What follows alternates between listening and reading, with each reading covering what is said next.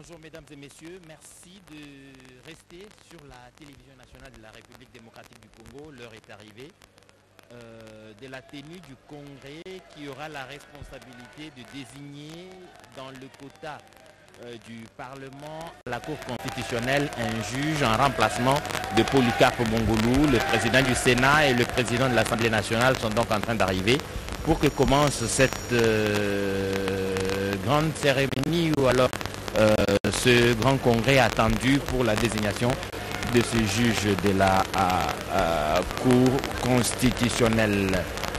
Et pour vous faire vivre cet événement, Pesa Kalongola, Bobette Wakeba et Clarisse Pelende pour vous permettre de suivre dans nos différentes langues nationales le congrès de ce jour. Au cours de ce congrès, certainement, il va être désigné ce juge. Il y a des avis qui ont divergé depuis un moment et j'ai oublié de dire que Prince Mopoy sera avec nous pour vous faire vivre cette cérémonie. Ce congrès a la responsabilité de désigner les juges, comme je vous le disais tantôt. C'est ce juge qui va étoffer le quota du Parlement à la Cour constitutionnelle. Le président du Sénat, Modeste Batiloukwebo, va lui diriger ce congrès. C'est ainsi que les choses sont organisées. Mais le bureau sera celui de l'Assemblée.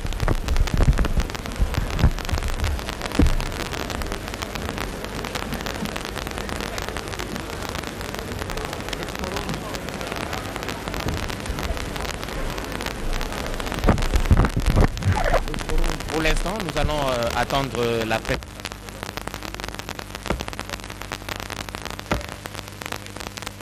La séance est ouverte. Honorables membres du Congrès, chers collègues, voici le relevé de présence. 500 députés qui composent l'Assemblée nationale, 385 membres sont présents. Sur 109 sénateurs qui composent le Sénat, 88 membres sont présents.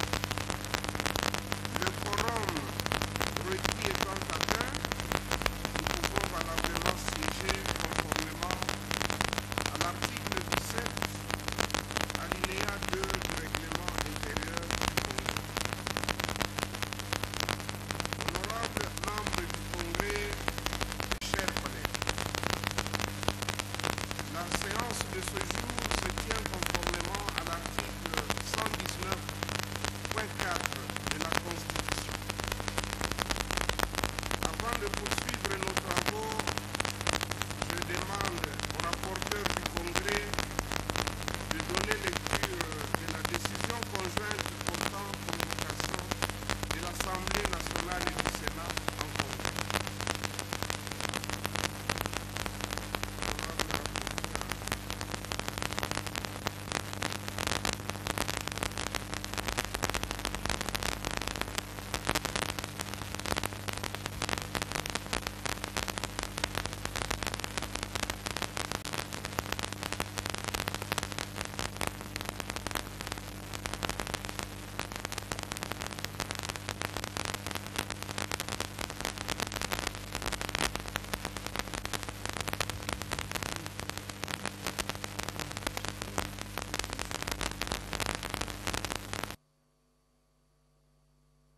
Du haut de la tribune du Congrès et elle va prendre la parole. Merci, Monsieur le Président du Congrès. Décision conjointe numéro RDC Assemblée nationale-Sénat 002 du 26 mai 2022 portant convocation de l'Assemblée nationale et du Sénat en Congrès. Les présidents de l'Assemblée nationale et du Sénat, vu la Constitution telle que modifiée et complétée à ce jour par la loi numéro 11/002 du 20 janvier 2011 portant révision de certains articles de la Constitution de la République démocratique du Congo du 18 février 2006, spécialement ces articles 77, 119, 120 et 121. Vu le règlement intérieur du Congrès, spécialement en ces articles 1er, 2, 3, 4, 6, 7, 8 et 16. Vu la loi organique numéro 13/026 du 15 octobre 2013 portant organisation et fonctionnement de la Cour constitutionnelle, spécialement en ses articles 2 et 5 alinéa 2, considérant la lettre numéro 10 90/05/2022 du 13 mai 2022, par laquelle le président de la République sollicite la convocation de l'Assemblée nationale et du Sénat en congrès en vue de procéder à la désignation d'un membre du Parlement à la Cour constitutionnelle en remplacement de M.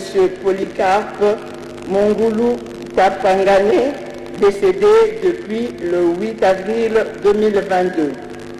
Vu la nécessité et l'urgence, les bureaux de l'Assemblée nationale et du Sénat, entendus, décident, article 1er, l'Assemblée nationale et le Sénat sont convoqués en congrès ce vendredi 27 mai 2022 à 10h précises. Article 2, l'ordre du jour du congrès comporte un seul point inscrit à l'ordre du jour, à savoir la désignation d'un membre du Parlement à la Cour constitutionnelle en remplacement de M. Polycarpe Mongulu Tapangane. Article 3, la présente décision entre en vigueur à la date de sa signature, faite à Kinshasa, le 26 mai 2022. Sénateur Modeste Bahati Lukwebo, président du Sénat, Mbosso Kodia Kouanga Christophe, président de l'Assemblée nationale. Merci beaucoup. Honorables membres du Congrès et chers collègues, vous venez de suivre la lecture de la décision conjointe portant convocation de l'Assemblée nationale et du Sénat en Congrès. L'ordre du jour de la présente séance comporte 2 points. 1. Adoption de l'ordre du jour. 2. Désignation d'un membre du Parlement à la Cour constitutionnelle en remplacement de M. Polycarpe Mongulu Tapangane. Nous abordons donc le premier point. Les membres du Congrès vont se prononcer sur cet ordre du jour.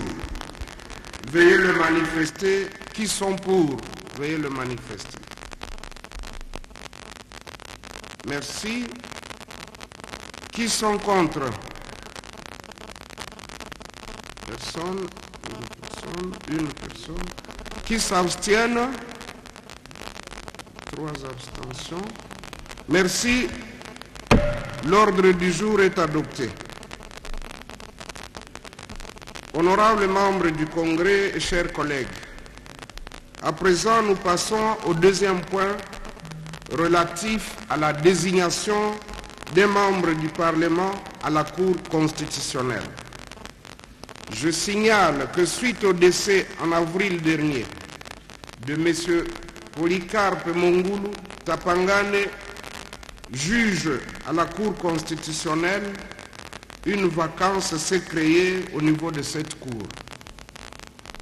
Il revient à nos 2 chambres, réunies en congrès, de procéder au comblement de cette vacance.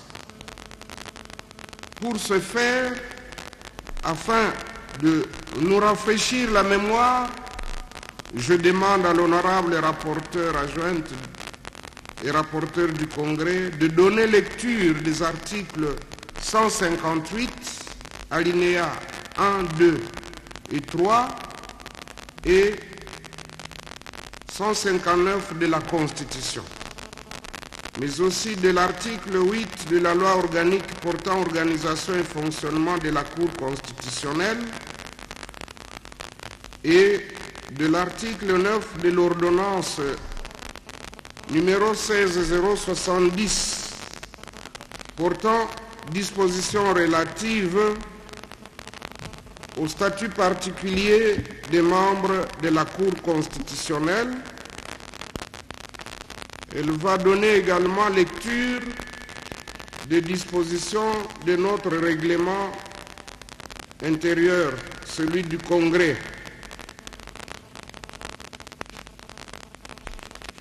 Il s'agit des articles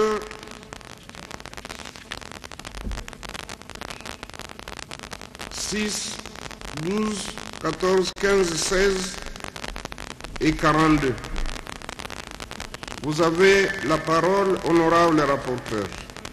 Merci, honorable président du Congrès. Article 158 de la Constitution, alinéa 1, 2 et 3. La Cour constitutionnelle comprend 9 membres nommés par le président de la République, dont 3 sur sa propre initiative, 3 désignés par le Parlement réunis en Congrès et 3 désignés par le Conseil supérieur de la magistrature. Le 2/3 des membres de la Cour constitutionnelle doivent être des juristes provenant de la magistrature, du bureau ou de l'enseignement supérieur. Le mandat des membres de la Cour constitutionnelle est de 9 ans non renouvelable. L'article 159. Nul ne peut être nommé membre de la Cour constitutionnelle, 1. s'il n'est congolais, 2. s'il ne justifie d'une expérience éprouvée de 15 ans dans le domaine politique ou juridique. Article 8 de la loi organique portant organisation et fonctionnement de la Cour constitutionnelle. Le membre de la Cour nommé en remplacement de celui dont les fonctions ont pris fin avant terme achève le mandat de ce dernier. Il peut être nommé pour un autre mandat s'il a exercé les fonctions de remplacement pendant moins de 3 ans. Article 9 de l'ordonnance numéro 16-070 portant dispositions relatives au statut particulier des membres de la Cour constitutionnelle. Les fonctions des membres de la Cour constitutionnelle prennent fin par expiration de mandat, démission volontaire ou d'office, révocation, décès.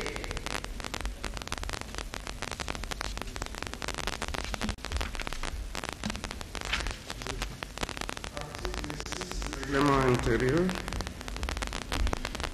Merci, Président. Article 6 du règlement du Congrès. L'Assemblée plénière est l'organe suprême du Congrès. Elle est composée des députés nationaux et de sénateurs. Elle est compétente pour délibérer sur toutes les matières relevant des attributions du Congrès, à savoir 1. Adopter l'ordre du jour, 2. Adopter et, le cas échéant, modifier le règlement intérieur du Congrès, 3. Adopter les procès-verbaux des séances plénières du Congrès, 4. Créer les commissions, 5. Adopter les rapports de commission, 6. Adopter le projet, la proposition ou la pétition de révision constitutionnelle. 7. Autoriser la proclamation de l'état d'urgence ou de l'état de siège et la déclaration de la guerre. 8. Autoriser la prorogation de l'état d'urgence ou de l'état de siège. 9. Auditionner le discours du président de la République sur l'état de la nation. 10. Désigner 3 membres de la Cour constitutionnelle. 11. Décider des poursuites contre le président de la République ou le Premier ministre et les mettre en accusation. L'Assemblée plénière statue par voie de loi constitutionnelle ou de résolution selon les cas. Article 12.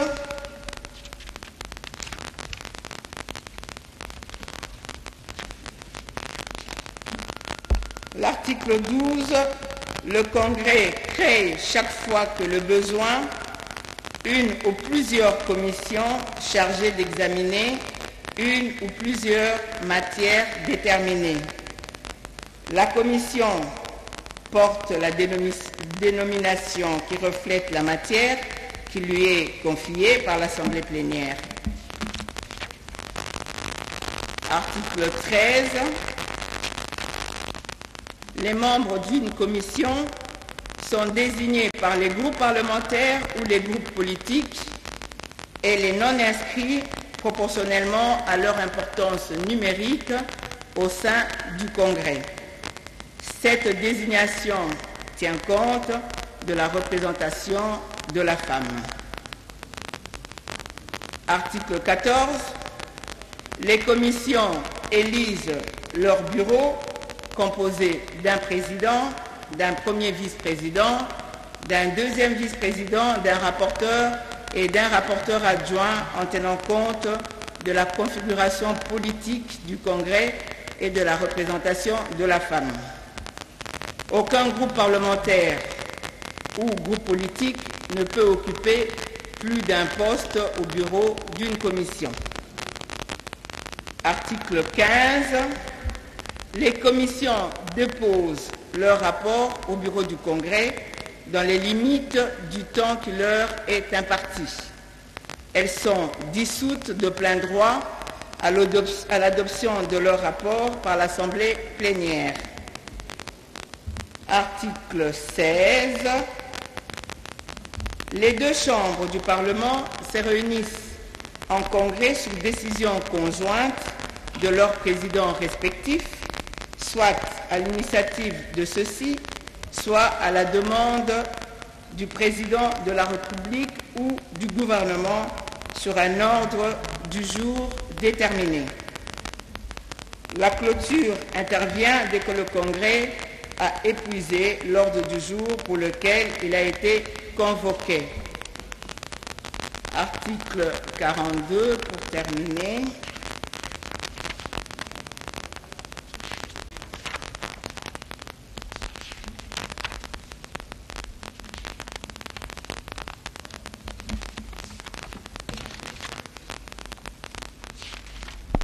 Oui, la rapporteure adjointe recherche encore les dispositions à lire et à présenter au niveau de la plénière du Congrès réunie en ce moment. Article 42. L'Assemblée nationale et le Sénat, réunis en Congrès, désignent les membres de la Cour constitutionnelle en tenant compte des dispositions des articles 158 et 159 de la Constitution. À chaque renouvellement de la Cour constitutionnelle, le Congrès crée une commission chargée de recevoir les candidatures, de les examiner au regard des critères légaux, d'auditionner les candidats et de faire des propositions motivées à la plénière. Merci, honorable président du Congrès. Merci, honorable.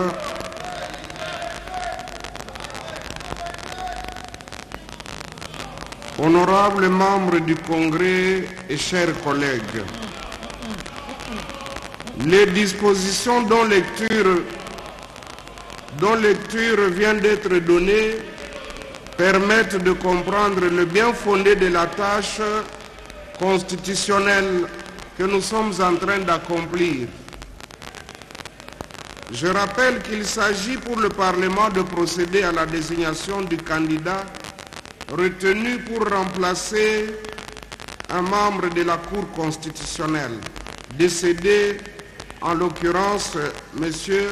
Polycarpe Mungulu Tapangani.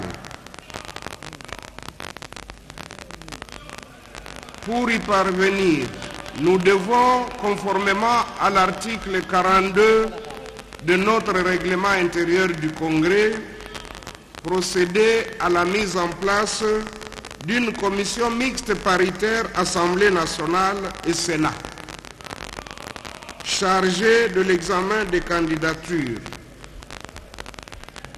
Et comme vous le savez, conformément au règlement intérieur et à son article 13, nous sommes appelés à constituer la commission en partant de nos groupes parlementaires et des groupes politiques.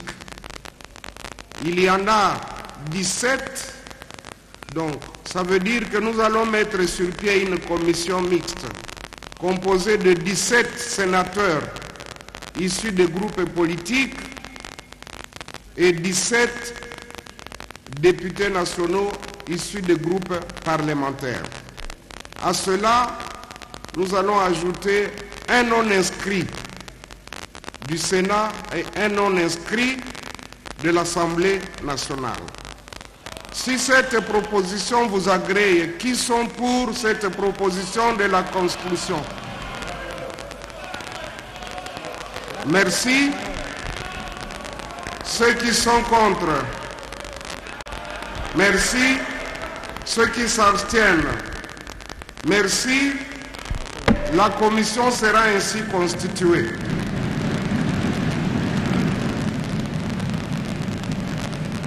Honorables membres du Congrès et chers collègues, comme vous le savez,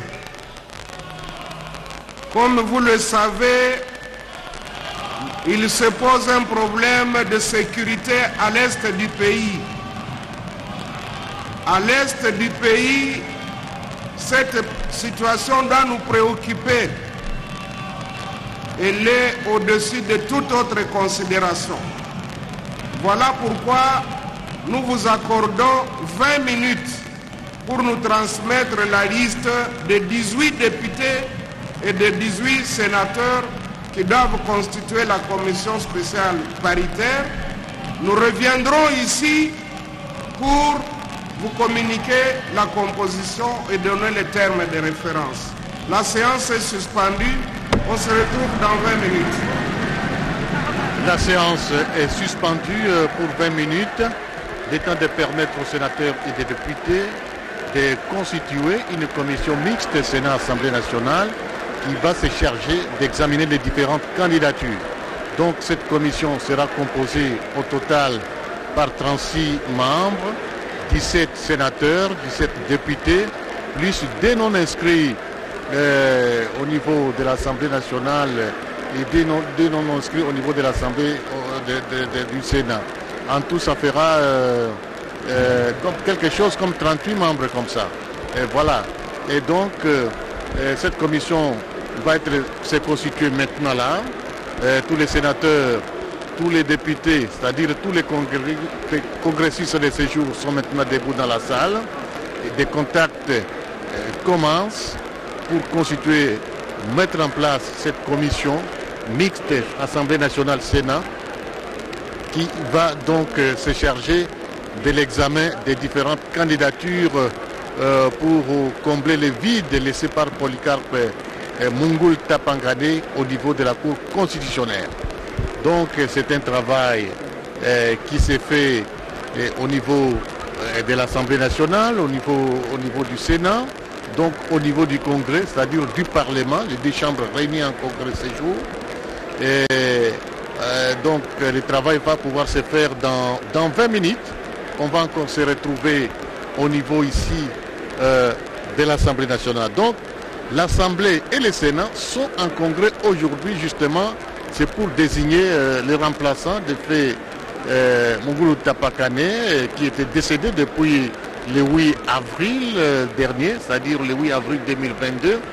Et les sénateurs sont là, les membres du bureau viennent de quitter la salle en attendant que les... Magazine.